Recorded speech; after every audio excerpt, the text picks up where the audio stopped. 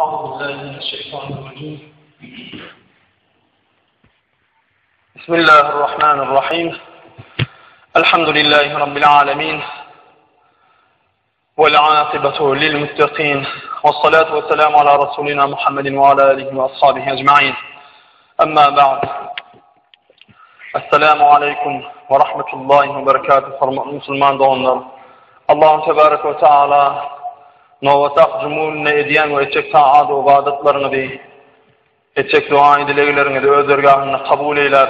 Kıyamet mahşer gününe rahmet bilen radi olup Peygamber aleyhissalatu vesselam'ın şefaatine nail eylegen bennelerinden aylanırsın.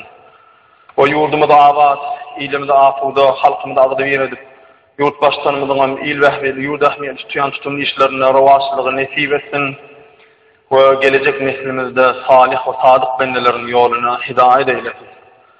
Hürmetli Müslüman do'stlar, geçen Kurban bayramlarınız mübarek olsun yeni bir gedek ve Kurbanlık günleri eden sadakalarını de, eden hayru hasanatlarını de Allah-u Teala fi sebilillah Allah için edilen sevaplardan aylanır. Kıyamet mahşer gününe yalkanmağımıda sevap olan zatlardan aylanırsın. Hürmetli Müslüman do'stlar, bugünkü cumamızda inşallah Allah-u Teala'nın köklediğinden, nesip ettiğinden Kur'an-ı Kerim'in fadileti, onu okumanın fogağı barada, okumanın ve okutmanın fogağı barada aytmaklıkçı inşallah hayırlanırsınız deyip ümid ediyoruz. Peygamberimiz sallallahu aleyhi ve sellem hadis-i şeriflerine şöyle diye: Euzubillahimineşşeytanirracim. Bismillahirrahmanirrahim. Hayrukum men teallemel Kur'an ve allamahu. Yani sizin en gowyňyz Kur'any öwrenýän we onu öwrediýänizdir diye. Yani Müslümanlaryň en gowsy Allah Taalanyň gatynda Kur'an-ı Kerim'i öwrenen we onu öwrediýän adam. Munuň içine diňe Kur'an-ı Kerim okumaklyk we onu okutmaklyk dalilizm. Şol okan Kur'an-ı Kerim'iň mana mazmunlaryny düşünip Peygamber aleyhissalatu vesselam'ın sünnetlerine göre şu Kur'an-ı Kerim'deki Allah Taalanyň buyruklarına boyun bolup onuň nehyeden zatlaryndan gaçmaklyk diýilýär. Şoň üçin gayrat etmeli Kur'an-ı Kerim'i bilýän bolsaňyz, bilmeýäne öwretjek boluň we oňa amal edip durmuşyňyzda Allah Taalanyň radylygyny gazanjak boluň. Kur'an-ı Kerim'iň rizama başda birinji harfy bismillah bilen başlaýar, B harfy bilen.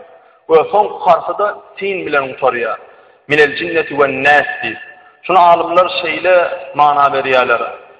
Başda harfy B, soňda harfy sin, yani ikisini başdan bes diýen söze bere gelýär. Bes diýdi, yani Allah Taalanyň rahmetini bu dünýä we o dünýä Allah Taalanyň radylygyny gazanmaklyk üçin şu B harfynyň B harf bilen sin harfynyň aralygyny nakylara amal etseňiz iki dünýäňizde ýeter diýdigi şo. Bes bolar diýdigi şo.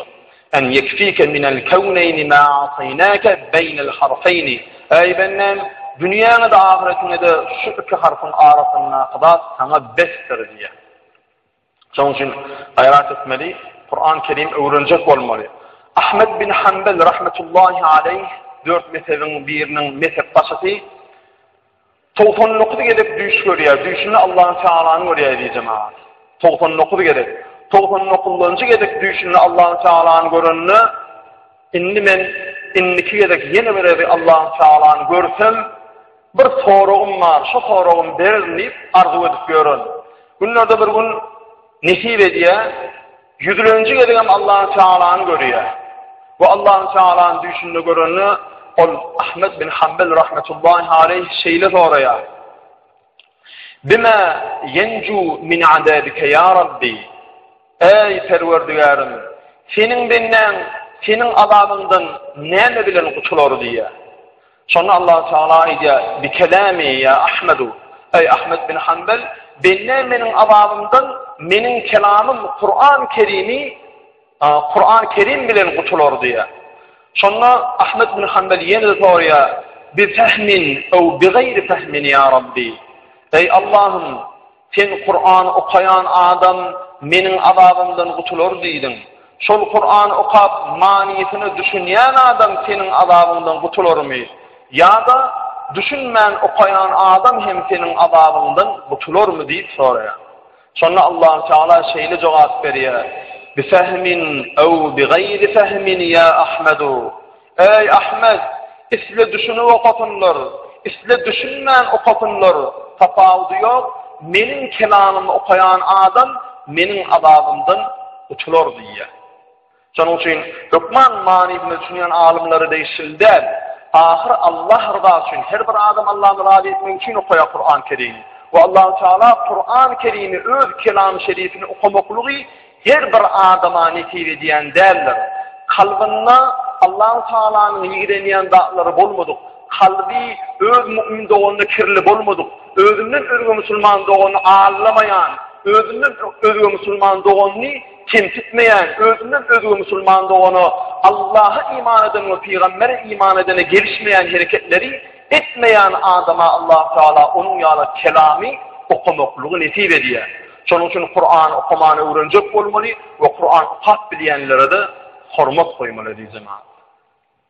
Ve her bir kalbimizdeki haset midir, görüyçülük midir, ya da ulumkuluk midir, ya da dünya bir harfı dünyalık midir, şunun yağlı kalbi kirlediyen, imanı kirlediyen dağlar bağ olsa, şol dağlardan tövbe edip, Allah-u Teala'nın kelamını okuyup, o kelamını amel etmekliği, dua etmeli, dilek etmeli diyeceğim. Peygamberimiz sallallahu aleyhi ve sellem bir hadis-i şerifinde men ahabba en yukalime ma'ar-rahmani felyaqra'il Kur'an. Yani her kim Allah-u Teala bilen gurrun edeyin deyse Kur'an okasın demektir. Yani mesela Allah bilen gurruşasını geliyen olsa Allah-u Teala'nı köyüp Allah bilen gurruşun yal kavağını alasını geliyen olsa deyiptir. Peygamber sallallahu aleyhi ve sellem onu Kur'an okan deyiptir. Kur'an okasın böyle Allah Teala bilen %100 durup gurruşun yalıdır deyiptir. Kur'an okumaklık dine erkeğe değişirler, ayal doğullarımızda hem ayalu erkek cınlara inen Kur'an ve ayalu erkek cınlar Kur'an okuyup ona amel etse hem de din soğattı şerik koruyanlarlar. Geçenlerden Rabiye-i Adaviye deyilen bir ayal masala oluptur. Şeyle bir takva eken takvalığından yana Kur'an-ı Kerim'i ken tilavet ediyen eken. Allah-u Teala görüyorum ama tecür rical erkeklerin teci divan seriftir. Kitaplarda şol rahmetullahi aleyhi şu Rabiye eneminin adı geçenine tecür ricellik geçer köp yerlerde. Yani Allah-u Teala olan takvalığından yana Kur'an-ı Kerim şeyleri okudu, ol ullukan bir hormatı iyi oldu. İnşallah Kur'an-ı Kerim okuyup ama amel edip hormat edin, dine bu dünyada değil, iki dünya hormatlıdır inşallah. Allah Teala da Kur'an-ı Kerim'de takva adamlara ne diye? İnne akramakum indallahi etqakum. Hudaýyň ýanyna sizin goýuňyz takwanızdır diye. Şonuň üçin Kur'an-ı Kerim bir nurdur diýip jamaat. Nur okap nurun içinde ýerýän nuru bolýanlar. Şonuň üçin Kur'an-ı Kerim okayan adamlarda bir zady berk düşünmeli. Okayan Kur'an-ı Kerimine ters gelen hareketler evde Kur'an okuttır. Biz yaldığında 5 vakit namazda mukana ok. Tuğulama balyal Kur'an okuyawlin ediyen hareketi Kur'an'a gelişine hatta didirip Kur'an'ın avrayın dökmeller, Kur'an'ın avrayın dökmeller edeceğim. Şonun için her bir Kur'an-ı Kerim'i öwrenliňden şoňa laýyk ýaşajak bol. Yine de Kur'an-ı Kerim'de Allah Tebaraka ve Teala ne diýär? Euzubillahi mineşşeytanirracim. وَالنَّزِلُ مِنَ الْقُرْآنِ مَا هُوَ شِفَاءٌ وَرَحْمَةٌ لِلْمُؤْمِنِينَ Kur'an'ın sizin derdinize şifa olacak ayetler inlerildi diye. Peygamber aleyhissalatu vesselam döwründe tebib, doktorçuluk kän bir öfende dedi cemaat.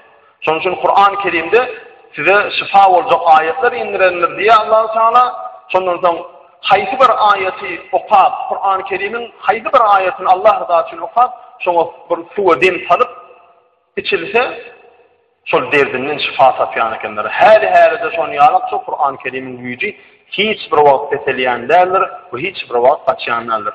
Ölümden başgasyna şifadır diýen eken öwliýa adamlar. Peygamberimiz sallallahu aleyhi ve sellem bir hadis-i şerifinde aýdy: "El-Kur'anu şafi'un muşaffa'un ve mahilu musaddaqun." فَمَنْ جَعَلَهُ أَمَامَهُ قَادَهُ إِلَى الْجَنَّةِ وَمَنْ جَعَلَهُ خَلْفَهُ سَاقَهُ إِلَى النَّارِ. Yani Kur'an kıyamet günü şefaatçıdır. Kur'an Allah'ın özünü okan adamını dilep alacaktır. Yani Kur'an-ı Kerim kim Kur'an-ı Kerim okan orada Kur'an-ı Kerim şol adamın dilep alacaktır kıyamet gününde. Nämeden Allah Taala'nın azap vermeginden dilep rahmetini etjekdir. Eger Kur'an öňe talan bolsa, ýani Kur'anyň dinini eden bolsa, Kur'an ol adamy ýitip jennete elter. Eger Kur'an-ı Kerim'i arka taşlap, Kur'an-ı Kerim'in dinini etmän, Kur'an-ı Kerim'in haram diýip aýdýanlardan din taşlap getse, ýani Kur'anyň aýdan etmedik bolsa, Kur'an-ı Kerim ol adamyny ýitip, boynuny tanap, ýupatyp, ýitip, dowrak ertip öz saljakdyr diýe. Şoňça eri musulman doganlar Kur'an-ı Kerim'i öwrenýärler. Onun mana-mazmunlaryny alim adamlardan necumawunlaryna gelmekle Kur'an-ı Kerim'i öwrenen ýaly sowaba. Çünki cumawunny Kur'an-ı Kerimden ayet-i kerimler aýdylýar, onun manalary we Kur'an-ı Kerim'in ayetiniň manalaryny has düşündirýän hadis şerifleri we onu has tahqiq düşündirýän öwliyalaryň, alimlaryň, şu Kur'an we hadisy gowy düşünýän adamlaryň sözleri süre ýetirilýär. Şoň üçin cuma namazyna gelip wagt dinlemek, onu amal etmek de Kur'an öwrenip onu amal eden ýalygy diýjek. Kur'an-ı Kerim'i okuyan adamın yekece harfi üçün 70 sogat verilýär diýjek. Şoň üçin Kur'an-ı Kerim'i hiç açan okumaklukdan ünsümüzi taşlamalylar. Ýene de bir adyda Kur'an-ı Kerim'i köp adama gawat gelýän ihlasly adamlar Kur'an-ı Kerim'i öwrenipmi, hatm etdimi, hukman şol terjime edilen türkmençe, orçça düşünýän we orçça terjimeni gözler. Şonun bir gözden geçirmekle öwretlendi. Yani Kur'an-ı Kerim'de Allah Teala'nın yüreğine şeyler nur falya, ol has köp bilmeklige derjaşya. Ve Kur'an-ı Kerim'i tercümesini okaverse de näme gelýärçinde? Zina diýmede bir zina etmelerden haramlygyny düşünýär, araq içýänmede bir araq içmelerden haramlygyny düşünýär, prosent alyp berýänmede bir oň haramlygyny düşünýär. Şey diýär-de ennamyna kirleri durmuşyna edýän haramlıklarını Kur'an-ı Kerim yuwaş-yuwaş arasalap bu adamın terbiyeler nur bir ýola erçädiýi jemaat. Şoň üçin gaýrat etmeli. Gaýrat etmeli, ýene bir ýerde gaýrat etmeli. Dünýäde dünýäwi alimlaryň kenleri boldy. Kur'an-ı Kerim'i okumaklyk nesip etmän, nesip edenleri musulmanlar.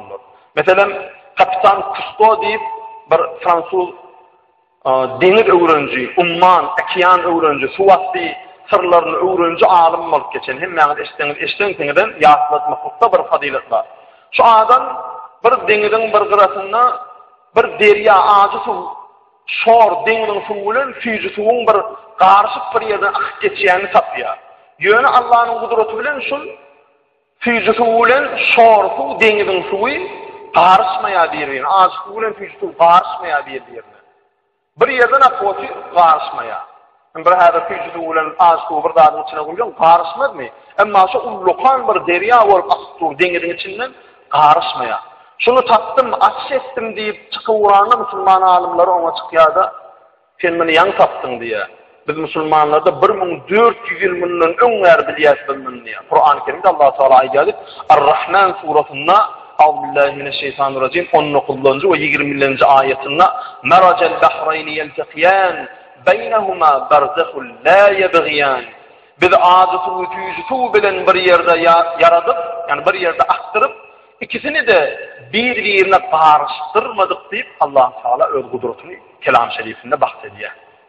Şu ayetini okuyan bu alim da İncil'den öyle, Tevrat'tan öyle, Zebur'dan öyle tapmaya. Onun öz Hristiyan alimlerine yüzleniyor. Siz o Kur'an, İncil'den ve Tevrat'tan alınan ol Muhammed yalancı diyeniz, ol Muhammed peygamber değil diyeniz. Onu İncil ve Kur'an, Tevrat'ta bulmayan da ve Muhammed Aleyhisselam'ın bilişime göre ol Muhammed peygamber ummanı men yarıp ömrünü denir gidenler, denir içindeki adı ne biliyor? Hakikatten ol Allah'ın Teala'nın kelamı aydırlayan peygamber olandan şunu biliyor. Bu dünyanı yaradan ona aydandan şunu biliyor deyip, öbürünün Muhammed Aleyhisselam bir Arap aylığına yaşat görün, umman ne verdi mi? Niye demelisin? Deyimiz hakikatten şu dünyanı yer şariyardan yoktur baradan Allah öz tırını peygamberine bildiriptir. Şol Muhammed'in peygamberliğine iman getirdim deyip, şu Kapitan Cousteau deyilen kenvat koluna 10 yıl milyon geçen adam Müslüman olup dünyadan Allah Teala ve Peygamber'e doğru görün yolunda iman edip yaşamaklık nesip ediyor bir zaman. Yani Kur'an-ı Kerim'in fadileti şunun yalığı bir zaman. Her bir Türkmen en atanından yaşullamadın ve asakal yaşullamadın ve öğrediyen dağıtları Kur'an'ı ve hadise geliyor. Şunun için Kur'an-ı Kerim açıkçasını bir yerde uğrudulan atlaymalılar. Şu eni asamızın, aqsaqal yaşullamızın yanından ayrılmalılar. Atavağılamızın geliyen dini dert desurları mescitlerden ayrılmalılar. Bu mescitlerde aydılayan vağıddan hemmeti, şu köne yaşullamızın aydıyan doğru, oğurlayan zatlan hemmeti, neymi? Kur'an-ı Kerim'den ve hadis-i şeriften alaya göz başını. Şoň üçin yaşullara hormat koymak, alimlere hormat koymak, enata hormat koymak, Kur'an'a hormat koyun yani. Çünkü olur sana Kur'an'ın halal dadını öğretip, haram diyen dadından tanıdıp, onu kaçmaklığı öğreteceğiz zaman. Hayratı deyin, Peygamber aleyhissalatu vesselam'ın şefaatine, Allah'ın rahmetine uçar olacak olsak, Kur'an'dan molayı deyin zaman.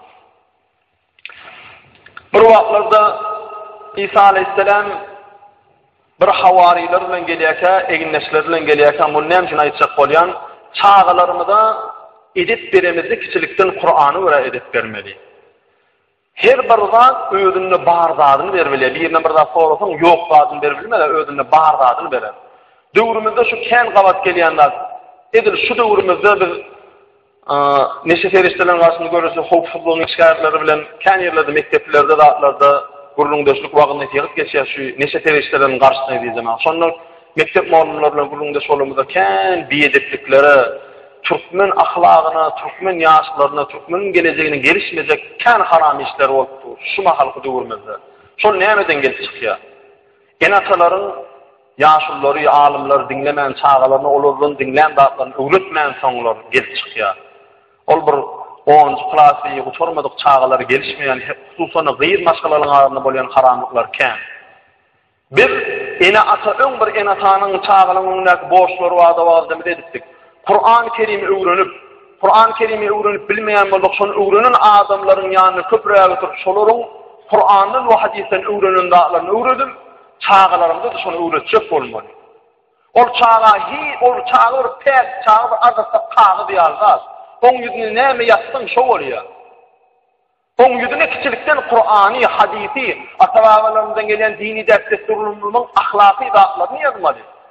O hiç girdat öwredemiz ok, ilen kem bolmasyny diňe giydirmek bilen meşgullanýar, oň terbiýe ahlaky bilen işimiz ýok, bolup onuň meselini öz deçänden urýar. İsa aleyhisselam havariler bilen gelýärkä bir adam öňünden çykýar, İsa aleyhisselam agzyndan gelen onu okyny urýar. Şeyle bir hapap ýöňüşler diýe ağzynamyzy basgalap bolur ýarlar. Emma bu adam köşeşini bak İsa aleyhisselam ýan kabir ýakşy gaýdy. Doğrym ýakşym taplan, zanyň bir tagmy, öýçeriň gowy köşeşdiňmi dip bu sözler aýdýanyna sahabalar şo taýda diýär, ya Rasulullah ey İsa aleyhisselam diýär. Bu adam sana awy türkdi diýär, sen ona bal guýdyň diýär. Ona emesdiň bolýar diýenne, ey dogonlum diýär, her kim özüne bar gadyny berer diýär. Bu adamda awy we kiçilikden elbet terbiýe alypdyr diýär.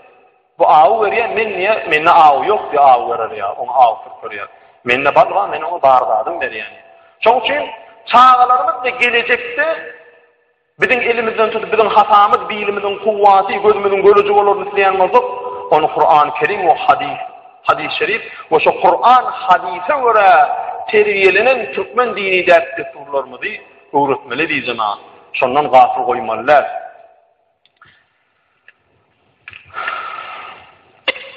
Peygamberimiz sallallahu aleyhi ve sellem bir hadis-i şerifinde şöyle diye: أدبوا أولادكم بثلاث خصال حب نبيكم وحب أهل بيته وقراءة القرآن. Yani siz çağalarınızı üç hili hasiyet, ahlakla terbiyelendiriyor. Yani hasiyetlerle, ahlaklarla birincisi Peygamber aleyhisselam sevmeyi öğredin. İkincisi Peygamber sallallahu aleyhi ve sellem'in ehlini, oğlunu, gıyıllarını sevmekliği öğredin. Üçüncüden Kur'an-ı Kerim'i okumaklığı öğredin diyor. Yani şu üstade öğretmeklikte neler behbit var? Peygamber sevmeyi öğrettin, Peygamberin ahlakını öğrenmeli oldu. Peygamber näde sevmeli? Peygamber bolupdyr, ýaşapdyr diýip sevmeliler. Peygamber şunýal ahlakly bolupdyr, şunýal geçirimli bolupdyr, Peygamber şunýal merhemetli bolupdyr. Geçirimli her hili gowluklaryny aýtmakly bilen şoňa töýgü döredýär. Onlar şu gowluklary öwrenip özde gow bolmaklyga çalışýar.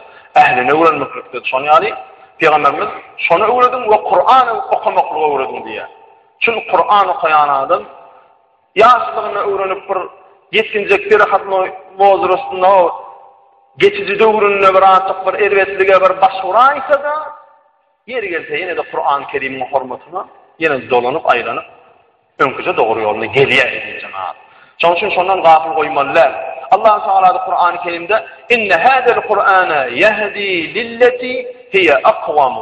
Şu Kur'an adamları dogry ýola salar diýär. Şonuň üçin Kur'an-ı Kerimden gafil bolmalylar. Bu Kur'an-ı Kerim'de hiç bir zady netip etmendiňe insanlara netip etdi jemaat. Bize netip etdi. Kur'an-ı Kerim'in Haşr surasynyň 20-nji aýetinde Allah Teala şeýle diýär. Euzubillahi mineşşeytanirracim. لو أنزلنا هذا القرآن على جبل لرأيته خاشعا متصدعا من خشية الله وتلك الأمثال نضربها للناس لعلهم يتفكرون. صدق الله العظيم. Eğer biz şu Kur'an-ı Kerim'i dağların üstüne, daşların üstüne indirtedik. Dağlar, daşlar Allah'ın emrine çıdat bilmän paramparça olup pıtırardı. Yani biz şu Kur'an'ı adamların üstüne indirdik. Olur oylansınlar diye. Yani fikirlensinler. Nämeni ebedi her bir zat kül olup gitmeli. Kıyamet mahşer günü dirilmeklik ve dirilip de ebedi yaşamaklığı kazanmaklık kime netip edipdir? Biz insaniyete. Demek bir Kur'an-ı Kerim'i öğrenip ebedi yaşayışta Allah'ın radiyalığına kavuşacak olmalı. Biz Allah'ın rahmeti bilen radiyalığına kavuşanla ebedi cenneti netip edecektir dedi Cenab-ı. Şunun için sine diyansınız Türkmen cemiyetinde, ehli Müslüman cemiyetinde toyda da, yaatta da, safara giden, nire giden de, nemeden de Kur'an-ı Kerim'i koyya, bir yolu çıkan bir elham üç kul huvallarını koyya, ya safar doğatını koyya, nikah ayırsın, ya yas olsun, ya bir bebek olsun, haysi bir zat olsun, hükman tevaret çıkılyanlar. Kur'an'ı kolup, şol Kur'an-ı Kerim okan toğabının, atavalının ruhuna bakışır, şu Kur'an'ın hormatını yaxşı dileklerdir diye. Hudaya şükür, Kur'an-ı Kerim'e hormat koyyan, durmuşunda lokan ona hormat koyup, başının tez hata ediyen milletten olupdur. Şoňa kendi hatalar şükür etmeli ve şoň kadrını bilip Kur'an-ı Kerim okujak bolmaly diýjek. Kur'an-ı Kerim 6666 ayetten ibaret, 114 suradan ibaret diýjek. 114 tane sura var ve her ayetini hataplananda 6666 ayet diýjek. O Kur'an-ı Kerim inna anzalnahu fi leyletil qadr. Yani bir Kur'an-ı Kerim'i Kadir Gecesi'nde indirdik diye. Kadir Gecesi'nde inip başlayan Kur'an-ı Kerim ilk İkra suresi bilen Peygamberimiz sallallahu aleyhi ve selleme iniye ve biz ümmeti Muhammedi'ge halal ve haramlar bildirmeklikte yetiriliye. Kur'an-ı Kerim'in ömüm vaazımızda aydık. Doğru 3 tane özünde cemleyen manası var edeceğim. Baştan ayağı Kur'an-ı Kerim 3 tane özünde cemleyen manası. Birinci manası Allah Teala'nın birligini ispat ediyen ayetler. Ken ayetler ayla ile Allah Teala'nın birligini aydiyor. Allah Teala'nın barlığı vardı gururun yok. Çünkü onun barlığına şek şübhe yok. İkinci, Allah Teala öz emirlerini bildiriyor. Namaz oku, orada tut, zekat ver, arak içme, zina etme, patent alıp verme, azart oynama. Hani buyruklarını bildiriyor. Özünün birliğini ve emirlerini bizden isteyen ve istemeyenlerden bildiriyor.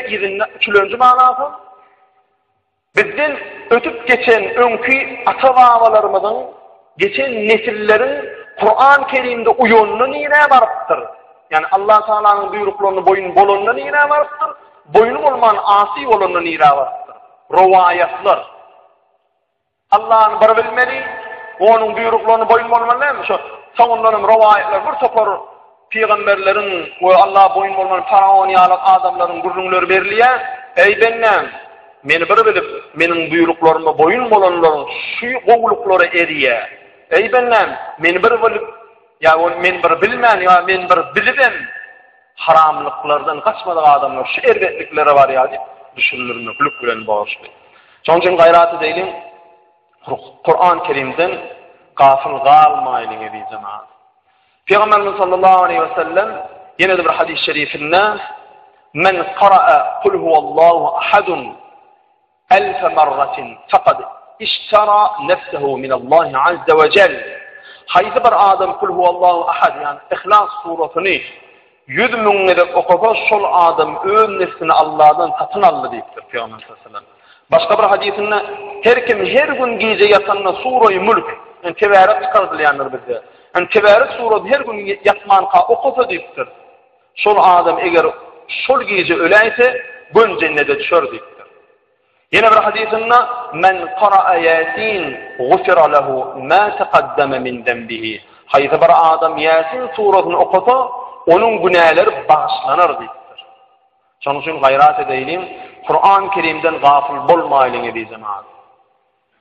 Yasin sure ve Tevaret sure ve Kul huvallahu vardı aydanın bizim Türkmenlerimizin hemmesinin 7'den 70 yaşasını esas bilen sureler şol. Onun alanlarından öğrenecek olmalı şu surelerin fazileti şol ey cemaat. Inni bir hadis-i şerif Peygamberimiz sallallahu aleyhi ve sellem öz hadis-i şeriflerin birini ayda ey cemaat. Eğer Kur'an-ı Kerim'i bir adam öz çağatını öğretse, ol çağada şu Kur'an-ı Kerim'e amel etse, durmuşuna amel edip hayırlı adamlar olup ötüp gitse, kıyamet mahşer ürününe şol ine atanın başına bir teç giydirilecektir deyiptir Peygamberimiz. Şol teç, şol dünyadaki günnen emmeter nur saçar deyiptir. Şunun için gayret etmeli, Kur'an-ı Kerim'i öğrenecek olmalı ve onu öz nefsini de öğretecek olmalı diye cemaat. Hazreti Ömer radıyallahu anh'ın halife dövründe bir bayağıda marekeni diye cemaat. Onun dövründe şol bayağıda fasık işler, günah işler edip gelişti. Şu bayağıda hemiyse peygamberi kalbine Kur'an okumağı huvveti olup, peygamberini öğrenilmenin kalbine de salavat etmekle hiç onu diyan ne aleken. Hükman kalbine salavat ediyan aleken. Günüyle bu adam değerlere, yani adam değerler Hazreti Ömer Faruk halife dövründe, değerlere elbet keseli de uçar var ya, ölüm yastığına gelenle ölüm azlardan vaktinde da bir yüzük karalıyor ama, korkunç oluyor adamlar, bunun korku oraya. Şol vakitte ey Kasım'ın kakadı Muhammed Aleyhisselam, men seni şeyle bir qoğuryan, men hem iyice kalbimden sana salavat edip gezdim, ve senin getiren Kur'an'ı hüvet edip, okumaklı hüvet edip gezdim, ve sana salavatı ağzımdan düşürmedim, kalbimden düşürmedim ya Resulallah, ve men seni tüyyenleyip bir fit edip zıygırıyan adam, şol vaktinde asmandan bir perişte gelip kanatın yüzüne yayıp bir yelpedi diye, şu adam şeyle bir yüzün nurlanıp, yenil ovudun bir görünüşte can verdi diye.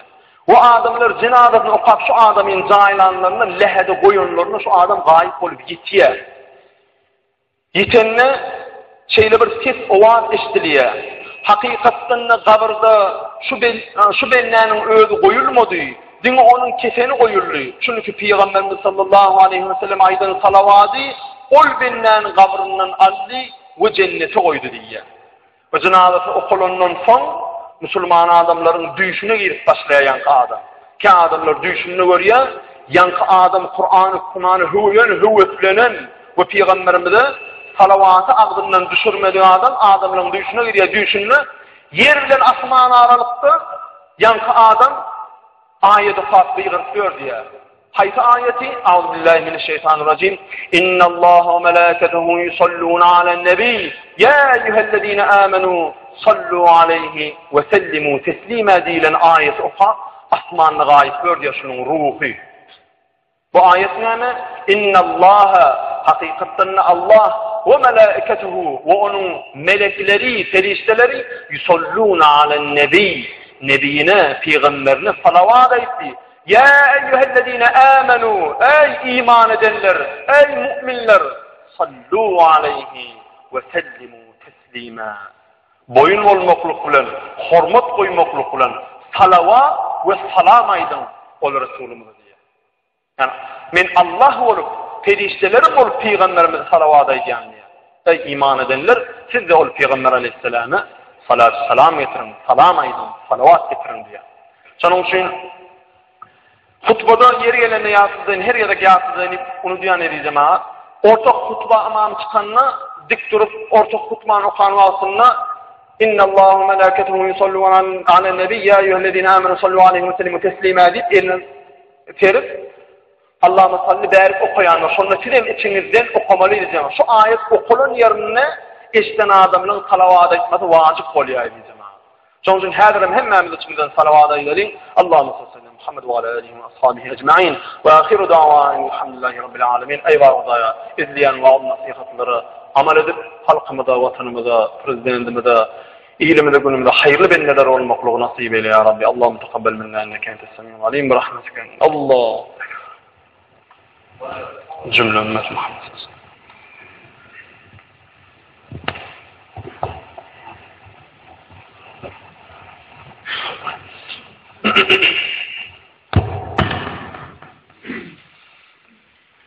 Allahu ekber, Allahu ekber.